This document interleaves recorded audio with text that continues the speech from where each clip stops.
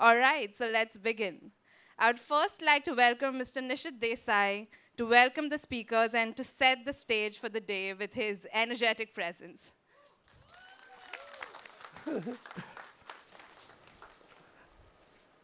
So thank you very much. Good morning, everybody.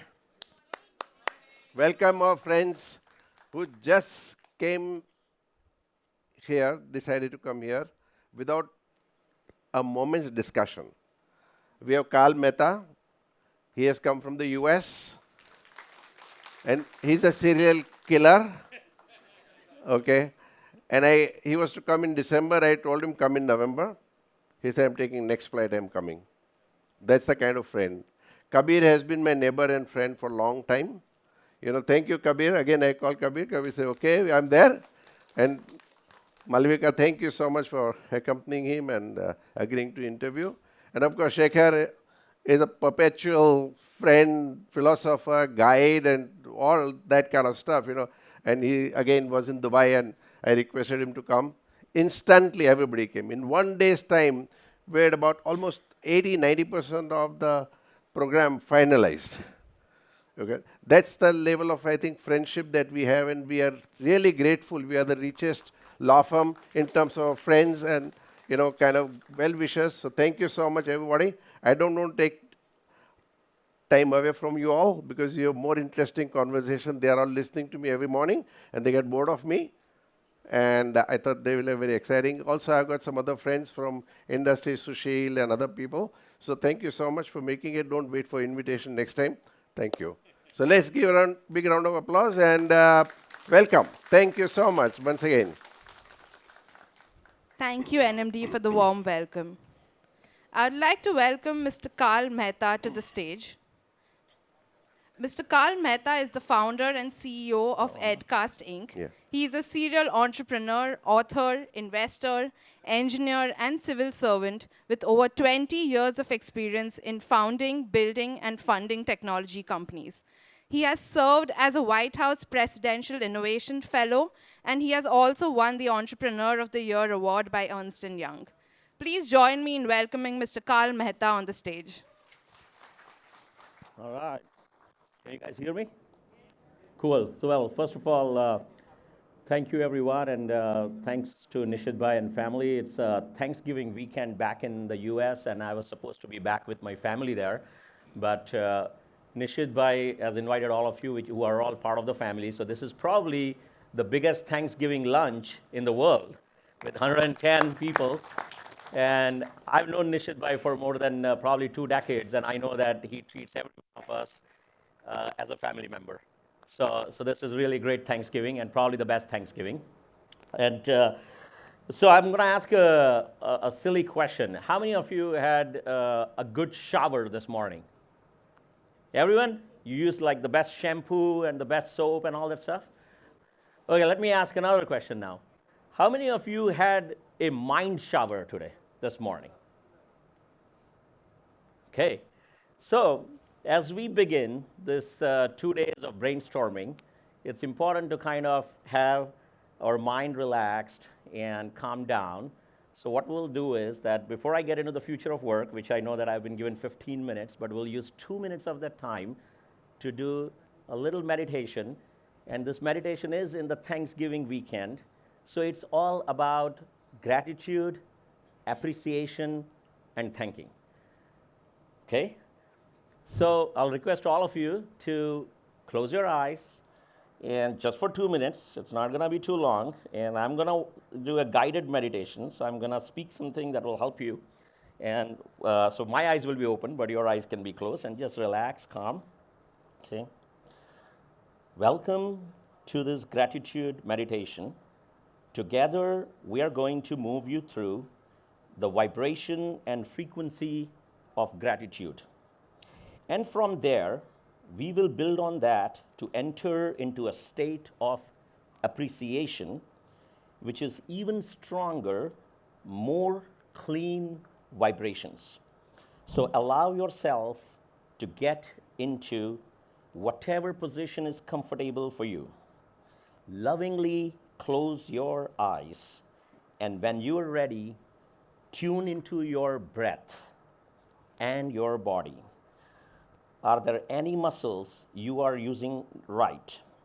Now that you do need to use, get curious as you observe both your breath and your body and see how you can be even more gentle on yourself right now, letting the muscles in your face be slack, allowing your hands to completely relax, as well as your legs, feet, and any other muscles you do not need to use right now. Let your belly be soft and loose, feeling it expand on every in breath. Take a deep, deep, deep breath. I'll count 5. It's all inhaling in, and then we'll count 5 for exhaling out. 1, 2, 3, 4, 5. Hold on to the breath, and now we're going to slowly exhale. 1, 2, 3, 4, 5. Now just allow yourself to be a gentle observer of your body and your breath, allowing whenever you notice to be enough as it is. To accept and allow what you observe with a sense of kindness and compassion in your heart. Tune in to how it feels to simply accept and allow whatever is to be simply be. In doing so, you accept yourself as you are in this moment. Nothing to do, nothing to prove. You are enough as you are right now. Tune in to how that feels. Feel truly grateful for that feeling. Allow this gratitude to build within you. What does it feel like? Why are you grateful for this moment? Gratitude usually occurs when we are thankful for something that is now better than it once was. This is beautiful vibration. We can relax into it and enjoy it, but to amplify it even further, we can access feelings of appreciation.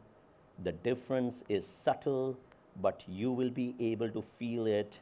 Gratitude is more often, it is thankful that something has changed from what it once was, grateful that we are in the better place than once we were. Appreciation is where you focus on something and appreciate it, thank it, not because it once was something else and now is something better. You can just give thanks. Om Purnamada Purnamidam Purnat Purnamudachyate Purnasya Purnamadaya Purnameva Vashishyate. Om Shanti Shanti Shanti. Now you can open your eyes slowly, relaxedly. How does it feel? Good? Do you feel like stretching a little bit? Then you are welcome to stand up and stretch, and I hope that you met the person sitting right next to you, and you can give a hug or smile or whatever, and then we can get started. So the topic that I was asked to talk about, or maybe that's the area where I worked in the past 12 years or 10 to 12 years, is the future of work. Do we have the slides coming up? Okay. Oh, all right. Okay. So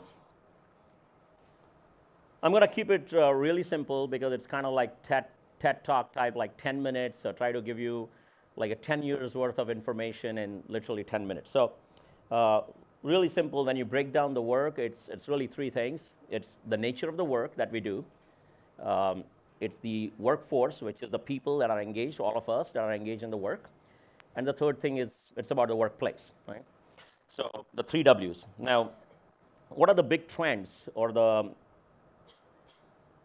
what are the three big mega trends that are driving or shifting the nature of the work? So again, simple acronym so that you can easily remember and you can take it away with you. It's three A's. It's automation, it's APIification, and it's atomization. So these are the three fundamental mega trends that are driving tectonic shifts underlying the work, the nature of work. So number one is automation. You all heard about the fourth industrial revolution and AI and robotics and all of that stuff. What it really means is that anything that can be automated will be automated. If it's not happening now, it will happen in the next 5 to 10 years. So what's the implication for us? The implication is really simple. What's going to really count is that how much are we adding to our AI workforce and not just human workforce. So in the next 5 to 10 years, the companies that will be successful or the organizations that will be successful are the ones that doesn't have just talent based on just human talent. It's also how much AI talent that you have. So a company may say, look, we have 5,000 employees and we have 2,000 of them are PhDs and are great R&D engineers, but a company with just maybe 500, not 5,000, that 500 company has AI workers that can beat a 5,000 human workers. So just keep that in context. But this is happening really, really fast. As you know, lots of low skill and mid skill jobs are going away, and organizations that don't adopt to that, they will go extinct. So that's the trend number one. The second one is APIification. So what it drives is the unbundling of the digital economy. What you've seen, like simple example to give you, is all these fintech companies that you guys work with. These fintech companies did not exist in the past about 10 years back. Everything was a monolithic banks or some kind of financial organization. What happened was all these various APIs started coming in, and companies like Paytm, or companies like in the US you have Stripe, or you have the neobanks. All these guys are now able to offer you all kinds of different financial services, whether it is from loans to deposits to payment services, B2B, B2C. Everything is unbundled, and that unbundling is happening on the digital stack, and that's because of this APIification. So that's the second big thing that is changing the nature of work. If you are an organization that is offering any kind of digital services, if you want to create that economy by creating that APIification, because if you don't do it, your competitors are doing it. The third thing, and by the way, if you're an entrepreneur, it's the other way around. If you want to build something, if you know how to use APIs, you'll be able to provide services very rapidly. The third big thing that's happening is atomization, which is, it's the equivalent of the APIification on the physical stack. So, what about all these physical businesses, which are not digital businesses? They don't have APIs.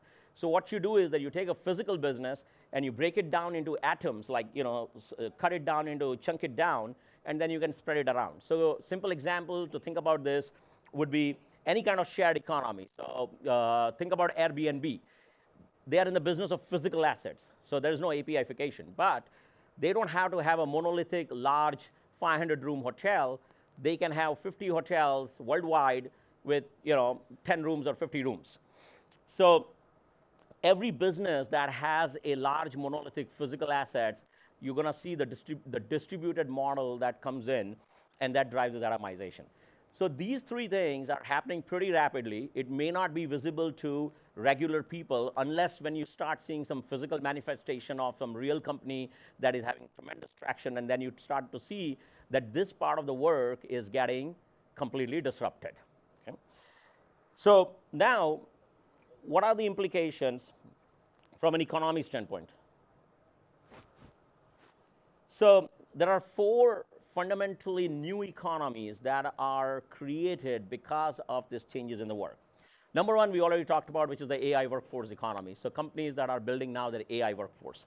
Even at an individual level, what's the implication is this, that many of the tasks that we all perform, if we are not thinking smart enough to figure out what are the things that we can give it to our AI companion, and if you start using some AI assistants for many of your tasks, then you are getting up to the speed on this mega trend. The second big thing that's happening is platform economy. I'm sure you guys have read the book, The Platform Economy by Professor Sawhney from Kellogg's, who is Nishith Desai's friend. Yeah. So every business is becoming a platform. No matter what you are doing, whether you're making movies or whether you are providing legal services or you're building software, you have to think like you're a platform. Because if you are just doing a bunch of products or individual products, it doesn't create a market value, it does not create a scale effect, and it does not give you a large ecosystem that you need. So you have to think in terms of platforms. The world's top 10 companies that has the highest market capitalization is a platform company. So if you look it up into NYSE or NASDAQ, and you look at the top 10 companies, every one of these companies is platform companies. And people who are not thinking as a platform, they will get extinct. Third is a developer economy. So all of us, as this future moves, we are all going to become developer of something. And it's kind of like close cousin to creator economy. So a lot of people ask that, hey, in 10, 20 years, if everything is being done by robots and AI, what are we going to do? Okay? What are we going to do is that everyone will be able to then tap into their creative side, and we all have to become creators. So we all have to become like Shekhar Kapoor or Kabir Bedi, who they are already there. They've been doing that for 20 years. We'll have to get there. We'll all have to become creators. All of us have creative instincts. All of us have creative skills. But we just did not move over to the creative side because there is a lot of other work that needs to be performed on this planet until we get robots and AI and automation to do that, and then the world can be running with that AI and automation, and then we can be sitting in this beautiful nature retreat and this Imaginarium that Nishith Bhai is already ahead of the trend. He knows that 20 years from now, that's what the world is going to need. He's already created that because it's all going to be about creator economy. And it's going to be one of the two things. It's like right brain or left brain. You want to be a creator or you want to be a developer. Those are the only two roles that really matters in the world, because the rest of the things, the platform economy and the AI economy, will take care of itself. So now coming back to the workforce, this is all the unbundling of how the work is changing. Workforce, what are the real implications for us?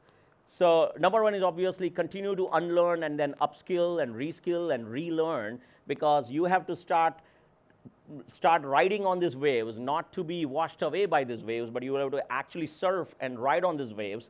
And you have to get to this developer or creator economy, as every one of us individuals have to do. So that's the core implication for workforce. And workplace is going to become almost irrelevant, as we all know from post-COVID.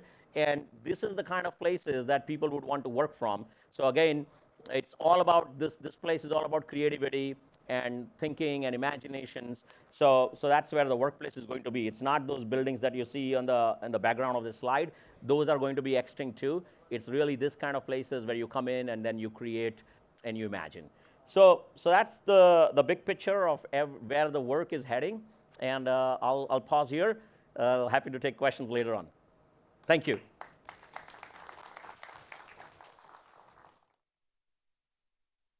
Thank you, Mr. Karl Mehta, for the insightful talk.